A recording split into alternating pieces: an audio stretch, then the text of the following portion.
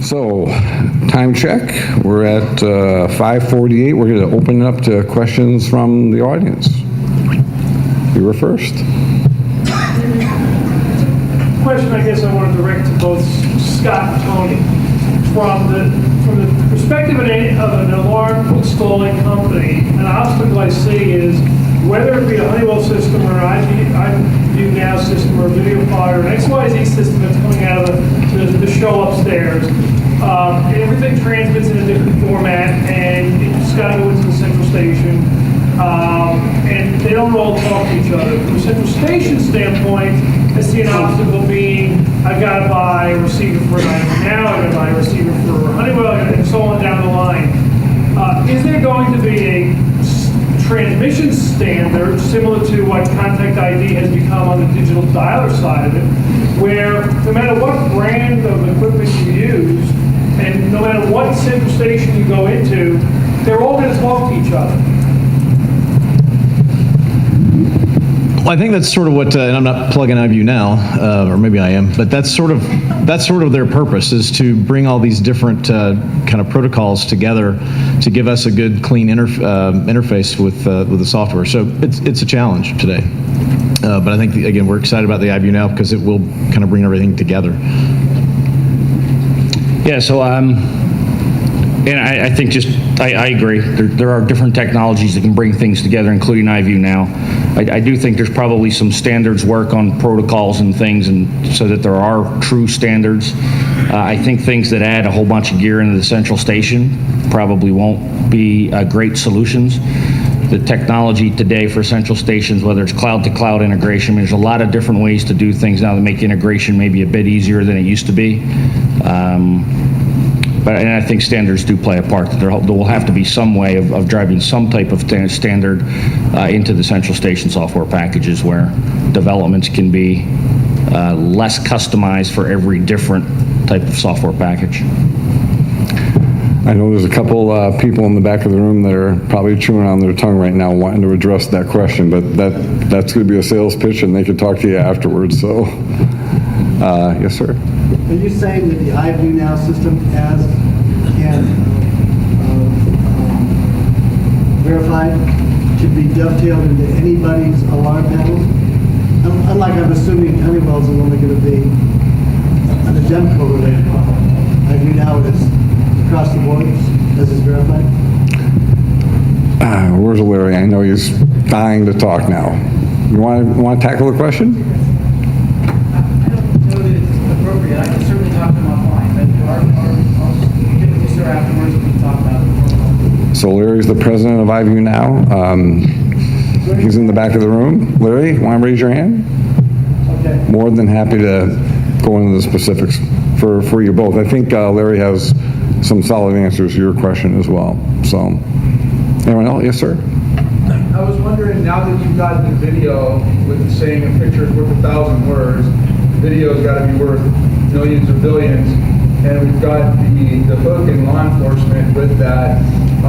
Do you see audio as maybe hit its peak, plateaued, or going away because of some of the studies? They're still showing trouble with their verification using audio. It's a very good question. Fair enough.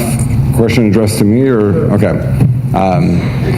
Interestingly enough, I grew up in the industry in 1988 working a Sonatrol 5600. So I remember the good old days of all those speakers blaring at me and wondered if I made the right decision to get in the industry back then. But the cops loved it. I mean, the one thing I did enjoy about that part of the job was the interaction with law enforcement.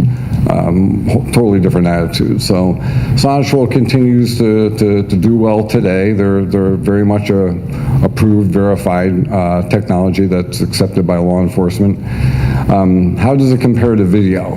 That's a bit of your question, I think. I'm not ready to say yet, especially given the fact that we've had some great support from a lot of the people at Sonatrol at PPVAR. Frankly, a lot of the people at Sonatrol, I'm not so sure, felt compelled to participate in a lot of the industry organizations in the past because they're a very different model than the rest of us. They believe in silent response, where the apprehension rate is much higher. But we're learning a lot from the folks at Sonatrol that are members of PPVAR.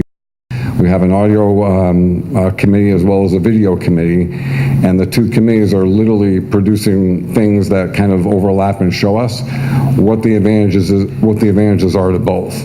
So I don't have a crisp answer for you right now on what the benefit or the detriment is of one over the other. I'm just grateful that we have an opportunity here to learn from people that haven't typically participated in these kind of open discussions. So stay tuned on that, ppvar.org. I'm sure we'll be producing some material to answer your question a little bit better. Don, maybe just a quick question or observation would be that it seems to me obvious that the best is the combination of both, right? I mean, why should you just be looking at a video if you can get audio at the same time? So the obvious answer is you can see the video, and the audio is going to allow you to make an even better discerning decision about the verification process, and that technology is clearly here to do that. So I think that seems like one of the more I was obvious. thinking in terms of the standalone audio without that. You want to respond, Scott? Yeah, I would just add, I think we have to just, as an industry, be careful of pigeonholing our solutions into video or audio or something else. I think verification needs to stand alone. I think there are a lot of ways to do it.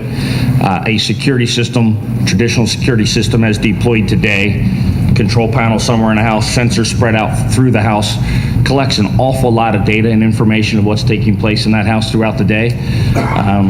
There are data scientists today that know how to look at data and figure out and make very good and accurate guesses. It's what's taking place to generate this data.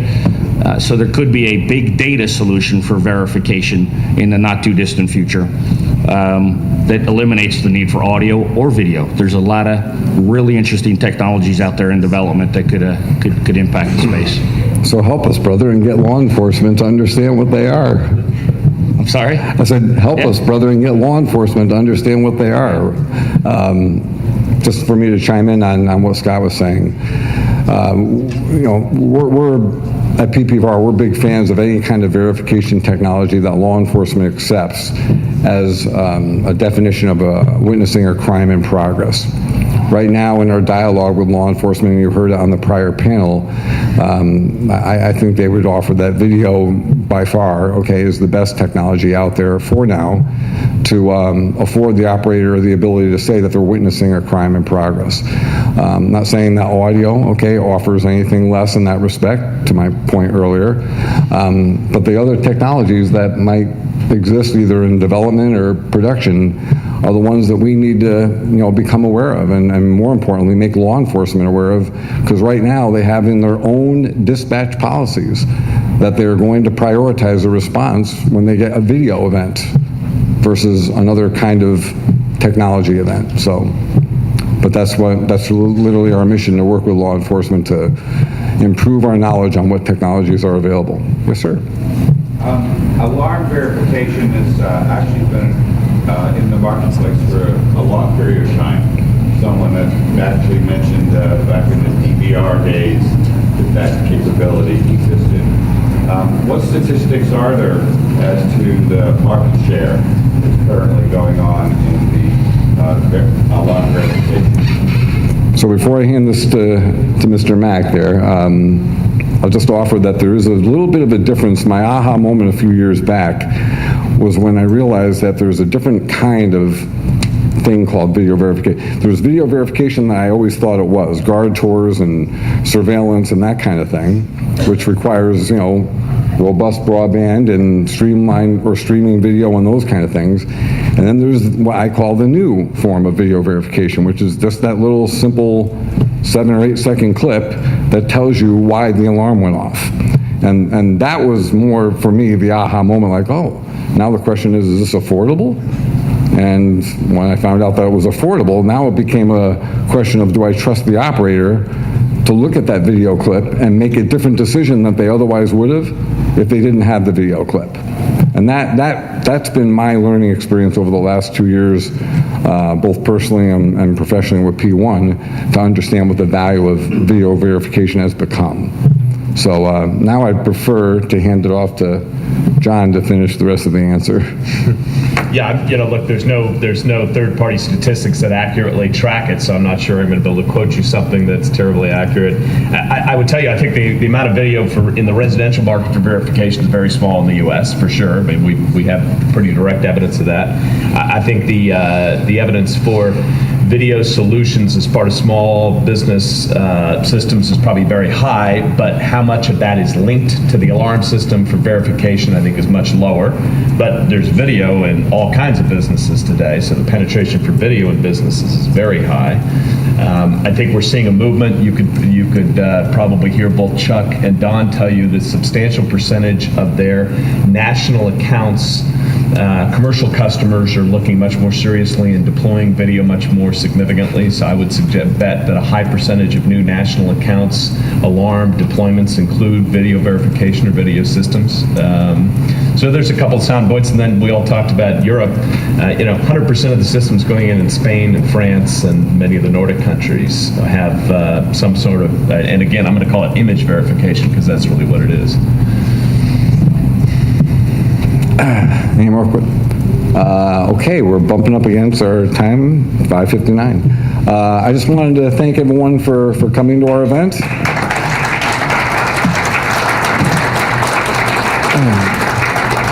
Many thanks to our panelists. You guys were very helpful.